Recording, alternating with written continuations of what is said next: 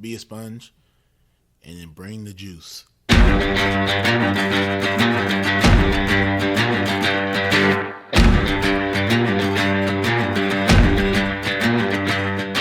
By focusing on your improvement, by focusing on your progress, and eliminating any fixed mindset that you may have and acts of perfectionism, then you encourage your own mastery. On some level, we do what we want to do 24 hours a day. Now, sometimes it may not seem like that, but if I'm choosing to work instead of sleep, what I'm actually saying is keeping my job is more important than sleeping.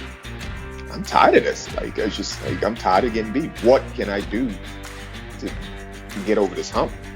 So mentally, that's when I kind of put that forefront, like, hey, it's either all or nothing. I like to put failure in quotations because I don't believe that failure is true failure if you're looking at it with the right mindset.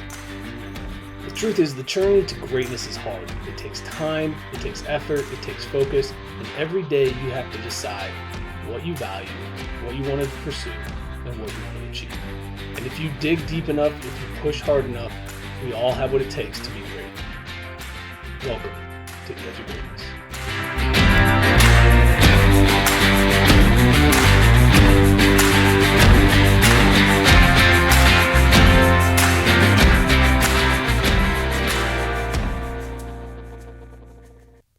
Hello and welcome back to another episode of the Daily Dose. It is Tuesday, February 28th. It's the last day of February, and I've been working on writing a lot about what it means to work hard. Deliberate practice, focused work, intentional purpose to your time that you spend doing the work. And when I write about things like that, when I spend time looking at work, without fail, the 10,000 hour rule always pops up. It's always there. And it had me this time, for whatever reason, thinking about this podcast and how much time and effort I put into it, how much work I've spent on it.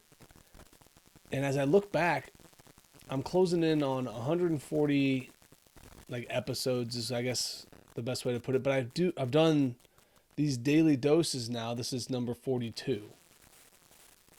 And I've had a few other one-off episodes that I didn't really classify as part of the main podcast. So what's crazy is I started this in November 15th, 2020. So it's been over 2 years. And I've only done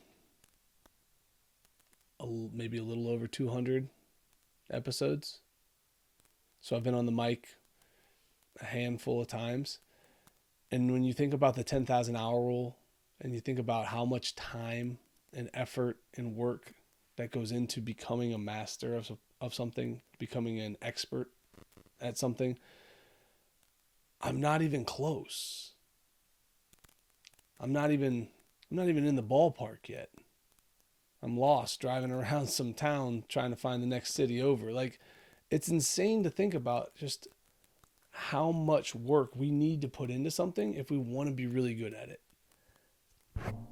I don't know. It was one of those eye-opening moments for me because I'd like to think I've gotten better on the mic. I would like to think that I've gotten more experienced and I feel pretty confident when it comes to my interviewing process. Doing these solo episodes, I've gotten better over the last 42 episodes.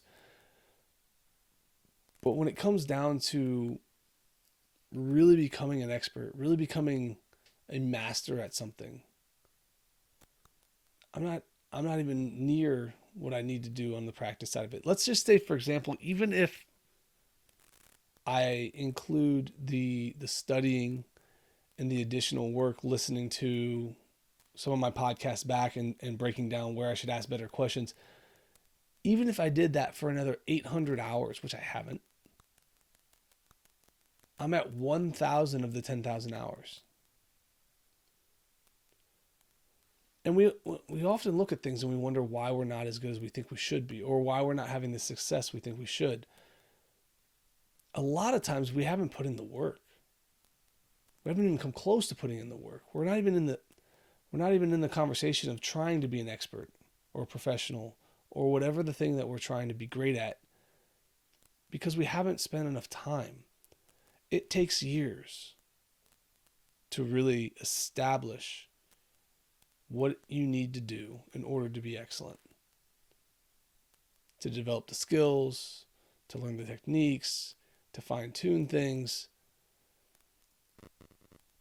I don't know at the pace at which I do this if I'll ever become an expert, if I'll ever reach 10,000 hours. Because at this particular pace that I'm on, even with all the other times that I do stuff on the mic and I do things like that, like I said, even if I did and counted all of that, I'm at 1,000 hours in a little over 2 years. That means I've got 8 more years to go? My math isn't great right now. 10 more years to go? 9 more? I don't know, whatever. That doesn't even matter. We're a long way off. Let's just put it that way.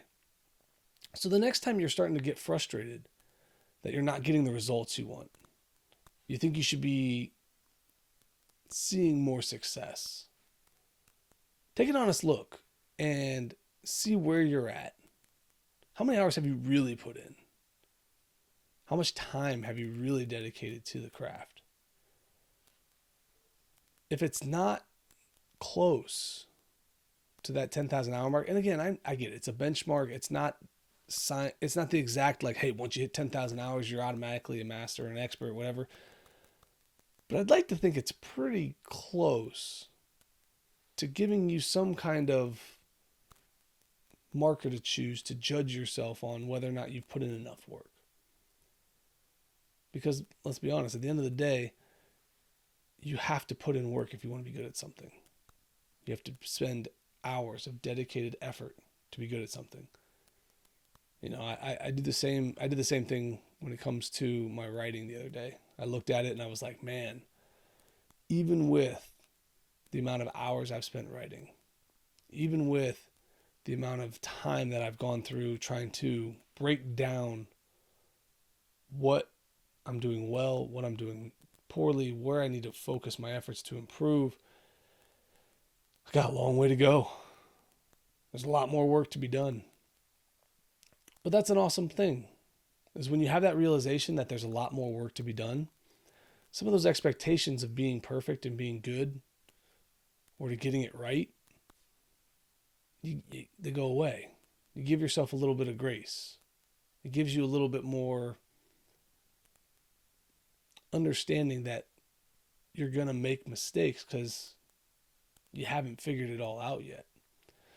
So there is an upside to looking at this.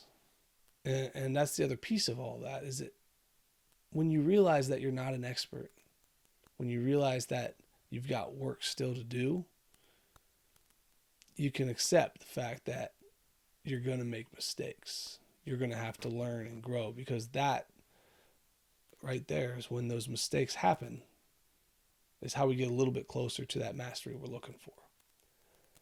So take a moment today, look at some of the things that you've been working really hard at.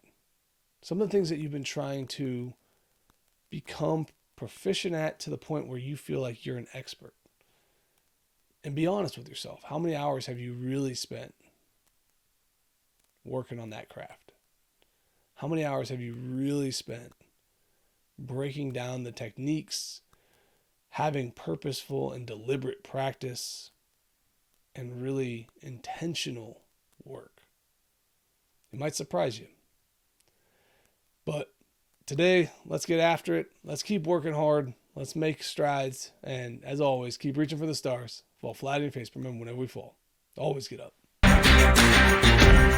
Thank you for joining us today on the Edge of Greatness podcast. If you haven't yet, please take a minute now to subscribe and review our show. Join us again next week as we continue to dig deeper into the key components of greatness. The path to greatness is never linear, so remember to keep pursuing greatness no matter what. Keep stretching your abilities, reach for the stars, and fall flat on your face. But remember, no matter what happens, whenever we fall, always get up. Until next time, I'm Charles Schultz, and this was the Edge of Greatness podcast.